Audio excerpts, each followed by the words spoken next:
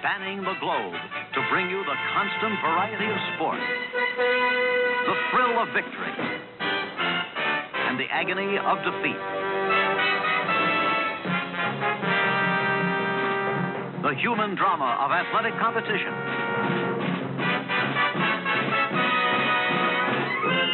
This is ABC's Wide World of Sports. Ah, yes. The thrill of victory and the agony of defeat. After 3 successive weeks off the podium, Jet Lawrence is back on top of the box of the point standings and checking off all the boxes. His 6th win of the season ties him with Ryan Dungey for the 3rd most victories in a rookie campaign.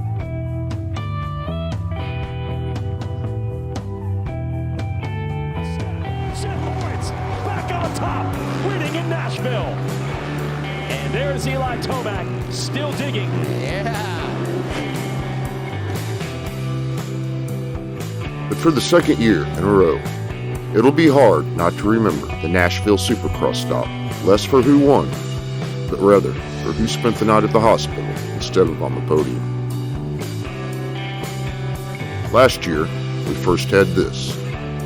Webb parting the series while challenging Tomac for the points lead. Oh, and Cooper Webb goes down, and he's clipped for the rider. Oh, this is not good. Then this.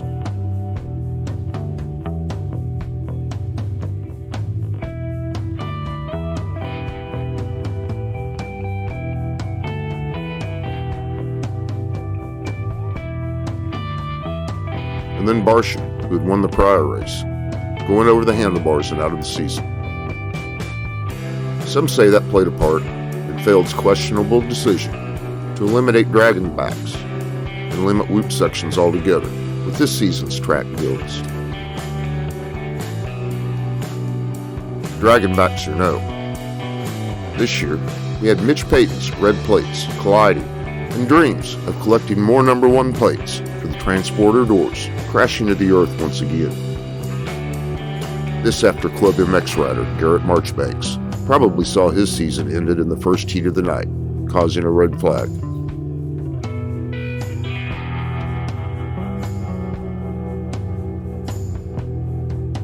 Chase Sexton with fingers pointed to a broken and sticking throttle body, nearly looping out mid-air while over-jumping into a face he hadn't intended to reach.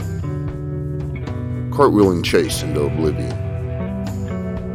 And if one broken bike breaking a rider wasn't enough, Kenny Robson would also go ass over elbows with an apparent shock failure, while outdueling eventual race winner Lawrence in the early stages of the main event. 30 years or more, never seen anything like that.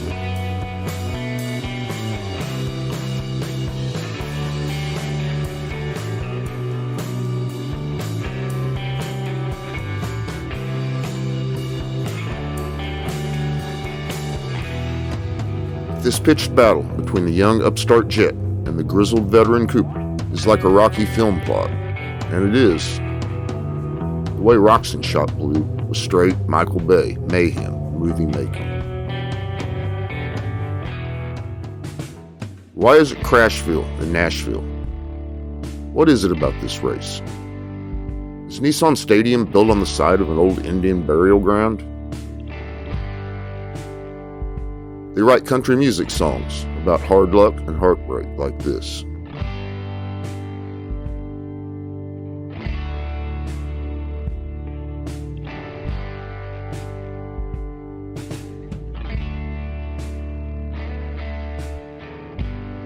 Jet has become known for managing races from the front and going only as fast as needed.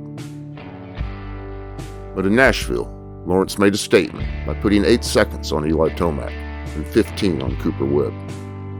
His 6th victory, with a narrow 5-point lead heading into the final 3 races of the season. After Roxon's demise, Jet, who had been closing, inherited 2nd place. He continued to pull time on the race leader and made the move on Tomac in the 11th lap. Lappers played a role, but the pass seemed inevitable in any event. Not everyone's Nashville memories are bad ones, of course. Hunter Lawrence had clinched his 250 title in the Music City the year before with a win. And this year, he would win his second 450 heat race before karting a solid 7th in the final. This after being knocked down by Jason Ederson early in the race. It was somewhat unfortunate for Adamson Cirillo fans that Lawrence's heat race victory might have been AC's. He drew massive roars from the crowd while leading that first heat. Anderson finished 4th in the main, and Justin Barcia had his first top 5 since a podium at round 3 of the series back in January. The unpredictable nature of every race this season has been the good. But the injuries incurred for a second year in a row at the Nashville round were both bad and ugly. Modern moto memory would have it that there is no history of Supercross in Philly. That's not the case, however, and indoor stadium racing in the city of brotherly love actually predates Supercross itself. As we covered in the build-up to the Daytona race, the International Speedway first held a quote-unquote indoor race in 1971 in front of tens of thousands of spectators.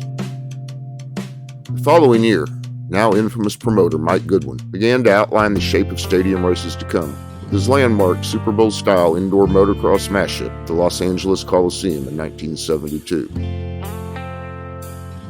Through a half dozen more non-traditional infield races at Road Atlanta, Pocono, and Talladega, the picture came into view by 73 when indoor motocross arrived in Philadelphia on a September evening as part of the Trans AMA series. The JFK race, held on September 28, 1973, was won by Dutch Mako rider Garrett Wolsink. If there's video footage from the event, I can't find it. It is surprising that Pennsylvania has held only 4 total official races in Supercross history. 2 had taken place in Philadelphia at John F. Kennedy Stadium in 1980. Three Rivers Stadium in Pittsburgh held a race in 1978 and another in 1983.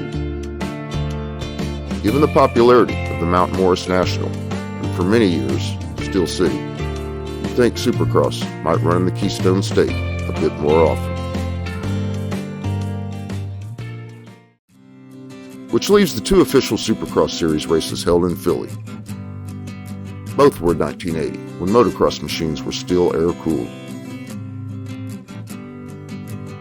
A doubleheader stop held around the perimeter of the football field within JFK Stadium. Like the Coliseum in LA, motors were not allowed to build on the field itself. It was a Yamaha sweep, with Mike Bell taking the win on the first night over Honda's Jim Gibson and Steve Weiss, and finishing 3rd on the second, with Brock Glover taking the victory on night 2 after karting just a 5th on Friday night. Too tall Mike Bell had lost the 500cc Outdoor Championship for the previous year by just 3 points, and he came into 1980 to win. And win he did. A total of 7 of the 17 Supercross rounds held that year. It was at the penultimate stop of the series, at that Philly doubleheader, that Bell clinched his first and only Supercross crown.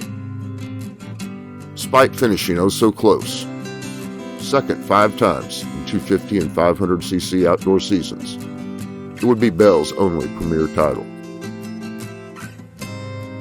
Sadly, Mike Bell would pass away from a heart attack incurred while on a mountain bike ride in 2001. He was 63 years old. R.I.P. childhood hero.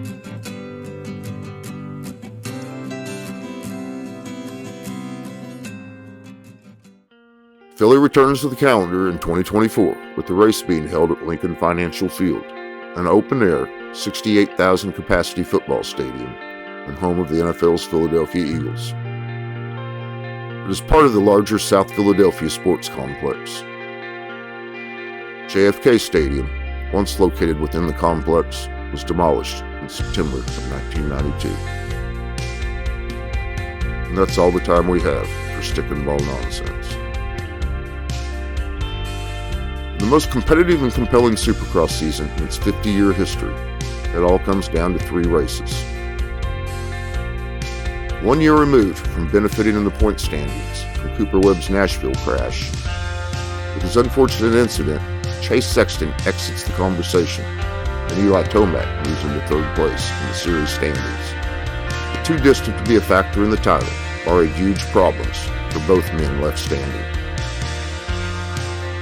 On Saturday night in Nashville, youthful exuberance and sheer unprecedented talent prevailed over old age and treachery. Cooper Webb rode valiantly to stay in the fight, but definitely didn't have the edge he had shown in previous weeks. Lawrence nearly had the whole shot, but was shuffled back to 3rd. Still, he prevailed, but it would have been interesting to see the battle between Jet and Ken Roxon, and whether that might have delayed Lawrence's progress enough to allow Tomac to escape. The Suzuki's spectacular shock failure hopefully hasn't ended Roxon's seasons altogether, but we won't see him back in Supercross. Sexton is reportedly only banged up and will return in Philly. But even if Kenny's knee were somehow okay, neither Roxon nor Sexton has a leg to stand on in the championship chase. It's all down to the rookie versus the determined veteran. Both have finished on the podium 8 times. Jet has 6 wins, Webb 4. Lawrence has now led 158 laps, Cooper's 49. For 3 weeks, momentum seemed to favor Cooper Webb. Has it swung over to Jet Lawrence, or is the impetus of the championship still in flux? And hey, if you like this video, please like this video. Better yet, click the subscribe button. It's free of charge, and it really helps. Meanwhile, thanks for watching this.